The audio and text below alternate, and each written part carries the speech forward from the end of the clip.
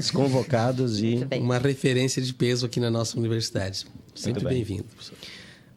Como dizia, então acredito que reinventar o pensamento freiriano hoje significa fundamentalmente ter criatividade analítica. E nesse sentido, penso que essas dimensões das quais nós estamos falando, elas são centrais. Primeiramente, a dimensão metodológica.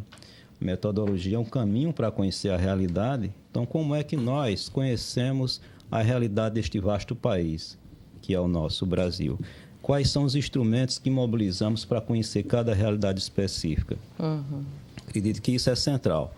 E dizia que nesse trabalho de conhecimento da realidade é central tomar em conta algumas categorias, como, por exemplo, a categoria desigualdade.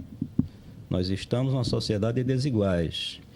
É mais do que a discussão sobre inclusão. A desigualdade é bem mais do que isso. As pessoas são incluídas de modo desigual, por exemplo. Não é? Verdade.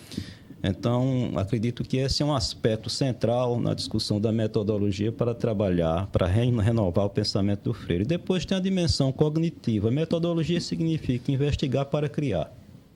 Criar conhecimento. Ou seja, há uma dimensão cognitiva que é a geração de novos conhecimentos a partir da pedagogia que ele inventou.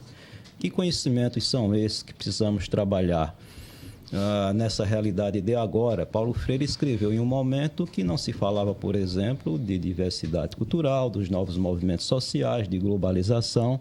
Essas temáticas não estavam presentes naquela altura. Essas temáticas novas, elas são resultado, sobretudo, ali dos anos no nosso país. Nos países europeus e centrais, não. Sim. Mas na América Latina, sobretudo, e no Brasil especificamente, são temáticas, agendas dos anos 90, dos anos 2000. E, portanto, ele, nos últimos trabalhos, ele faleceu nos anos 90, como sabemos, não teve como apreciar essas temáticas. E nós não podemos correr o risco de trabalhar esses temas fazendo um decalque, como se ele tivesse falado desses temas, que ele não falou. Esse é o trabalho dos freirianos, a meu modo de ver. Não é pegar um conceito, por exemplo, de oprimido e aplicar agora em cima de um tema que não foi pensado por ele. Então, acredito que a reprovação dele nesse seminário lá em Recife diz respeito exatamente a fatos como esse. Então, temos a obrigação de criar conhecimento novo utilizando as ferramentas que ele dispôs. Isso eu chamo de dimensão cognitiva. Gerar conhecimento sobre esses temas a partir utilizar uma expressão do background, não diria isso nunca ele, não é? Mas a partir do aporte que ele proporcionou. Uma outra dimensão, a meu ver, é a dimensão ética. Com dimensão ética, aqui no sentido grego, como ele referia sempre, que significa valores. Quais os valores que nós pretendemos estabelecer? Quais são os nossos valores? Os valores de sociabilidade, os valores da convivência no dia a dia, solidariedade, comunhão, entendimento, compreensão. Que valores são esses nessa sociedade onde as pessoas são atacadas por sua condição, ou seja, de classe, seja de gênero, enfim, que as pessoas são atacadas duramente por o que são. Então, acredito que a dimensão dos valores é uma dimensão fundamental. E coerência com os valores. Os valores não são para serem pronunciados apenas como discurso. Quem pronuncia o discurso tem que ser coerente com o valor que está pronunciando. Não é? Sim. O exemplo arrasta mais do que as palavras. Certo?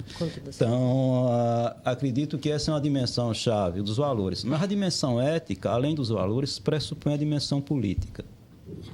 A ética pressupõe uma política. A ética vem dos gregos, significa estar em casa, é a casa, a morada do homem. Né? Ética e moral são termos colados. Então, a dimensão política, o que é discutir política nesse ambiente que estamos agora? Então, repensar essa dimensão ética a partir do pensamento dele significa que queremos para esse mundo, para este país, para esse contexto em que estamos. Então, ética significa discutir valores, mas significa discutir política, opção política contida nas políticas educativas e nesse mundo que estamos vivendo. Por fim, uma última dimensão, como eu as vejo, é uma dimensão ontológica, que é o ser humano, onde O Gilmar falava anteriormente dessa dimensão ontológica, quer dizer, nós somos seres incompletos, inacabados, somos seres em processo, somos seres em construção, somos seres limitados, por mais que conheçamos, precisamos conhecer mais. Precisamos, antes de qualquer coisa, evitar um erro, que é o da arrogância. Né? Nós, seres humanos, somos vaidosos muitas vezes, e o acúmulo de algum conhecimento leva as pessoas a acharem que já sabem tudo e que, portanto, vem daí o desprezo pela opinião outra, pelo não respeito à diversidade. Enfim, um pouco isso que o país vive, mas também vive, inclusive, entre quem é partidário do pensamento, muitas vezes. Isso é o que é mais doloroso, e daí dizermos que é necessário ter exemplo com valores, não é? Então, essa dimensão ontológica significa a ontologia, a história do ser humano. Somos seres incompletos, inacabados, imperfeitos e em construção. Daí, esses elementos são centrais, a meu ver, para nós pensarmos do ponto de vista de uma reinvenção do pensamento de Paulo Freire, o que significa dizer, portanto, que não podemos olhar para os livros dele, para a produção histórica ampla dele, de modo reprodutivista. Quero dizer, citando por citar. Tem um problema aqui, eu convoco uma citação de Paulo Freire e resolvo a parada. Não é dessa forma, não é? O que é que essa citação nos diz? Então, acredito que o desafio dos freirianos hoje, dos partidários do pensamento de Paulo Freire, é um desafio amplo, mas os desafios só são bons quando são grandes, né? Sim.